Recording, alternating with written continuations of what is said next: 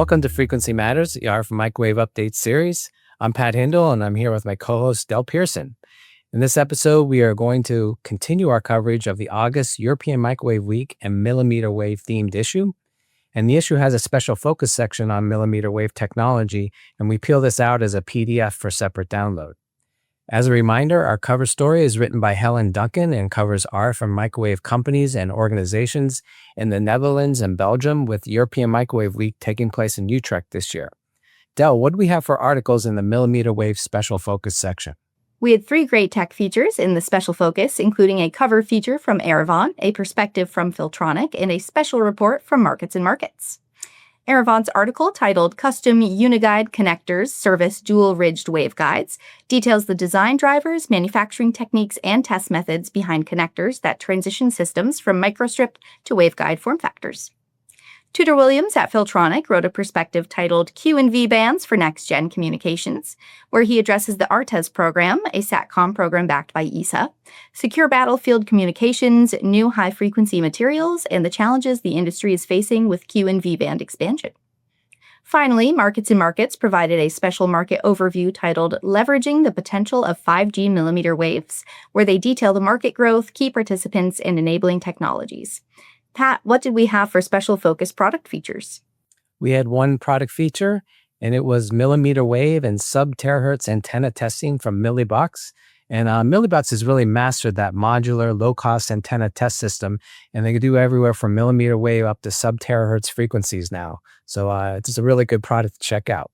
What do we have for the tech brief in the mmWave special focus section? For tech briefs, we heard from mmTron on their MMIC power amplifier for Ka-band SATCOM. The MMIC PA is space qualified and uses GaN on silicon carbide technology. We had a great chat with them at IMS, and I'm excited to see what they'll share next.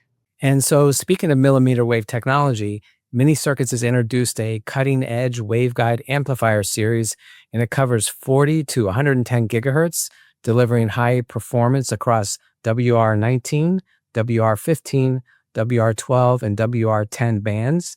And these amplifiers offer a mix of low noise and high gain and medium power options, and making them ideal for advanced millimeter wave systems.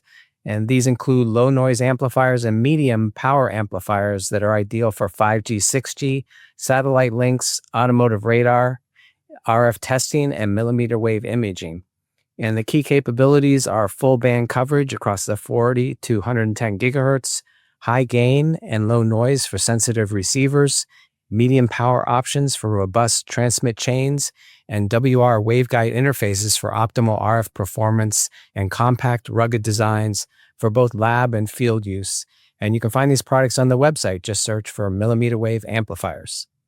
And so turning to the news, we have what seems like our weekly Amphenol acquisition, as they announced the definitive agreement to acquire Textron.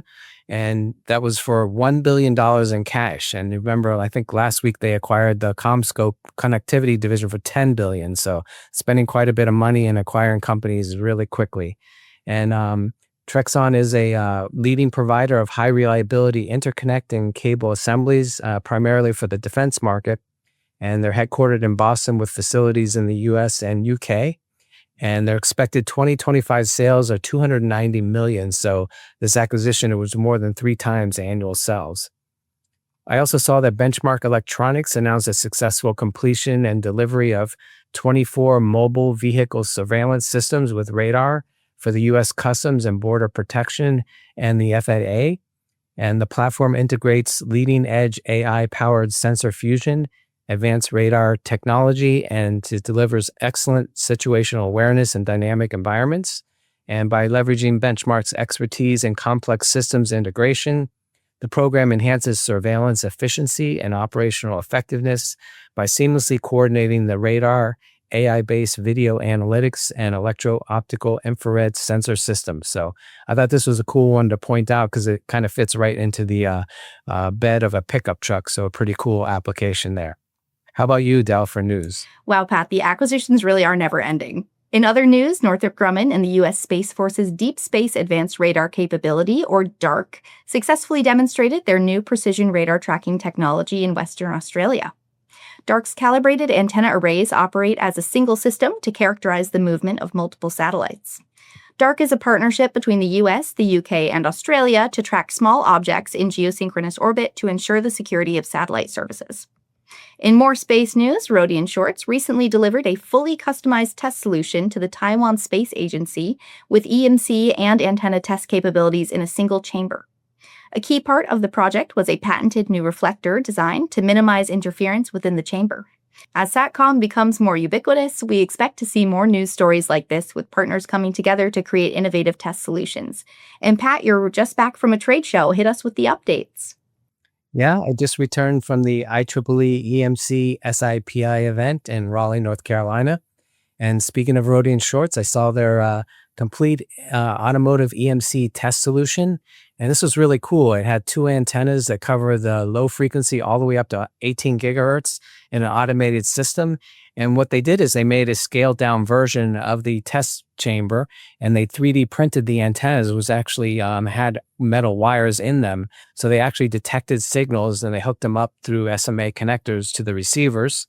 And I saw some really cool demo with that, and it was live reading signals, and it had the antennas scanning up and down like they really do in the chamber. And I also saw a lot of high power amplifiers there. Rodian Schwartz, if you don't know, has a whole line of high power amplifiers that you don't really hear too much about, but also went to Exodus, Ophir, and mmWave, and they had the same thing. You're seeing more and more of these amplifier systems using GaN, kind of eating away into the TWT area more and more these days. I also visited Signal Edge Solutions, and they had an impressive software package where you can measure signals for really high-powered devices. These are for GaN switching applications, and it would auto-detect the largest signal and then adjust the oscilloscope range accordingly, and then automatically make all the measurements at various frequencies. And it actually can do the whole thing in minutes, which would take hours if you did it manually. So that was pretty cool application there. And so we're now live with our European Microwave Week online show daily. So check that out. We have a live news feed, information about the conference, social events, etc. So check that out under our events section on the website. Del, how about some other highlights for European Microwave Week coming up? European Microwave Week is taking place the week of September 21st. As Pat covered in our last episode, it is comprised of 3 conferences and 3 forums. The conferences include the European Microwave Conference, European Microwave Integrated Circuits Conference, and the European Radar Conference. The one-day forums include the 6G Forum, the Automotive Forum, and the Defense, Security, and Space Forum. Microwave Journal helps organize the Defense, Security, and Space Forum and has talks from Corvo and Spectrum Control during the day. These forums are unique in that they bring together the whole ecosystem of component, subsystem, and system companies to present the latest technology being developed for the industry. This really makes European Microwave Week unique and attracts more C-suite level attendees than IMS. The European Microwave Week exhibition takes place September 23rd to 25th and includes more than 300 exhibitors. There are more European and Asian companies represented at this event than at IMS since there are fewer travel restrictions, so it's a lot more international. We look forward to seeing you there. I think that wraps up this episode. Our sponsor is Mini Circuits. From communications networks and critical national security systems to life-saving diagnostic imaging, quantum computing, and much more, Mini Circuits supports the world's most innovative companies in building a faster, smarter, more connected future with the power of RF, microwave, and millimeter wave technology.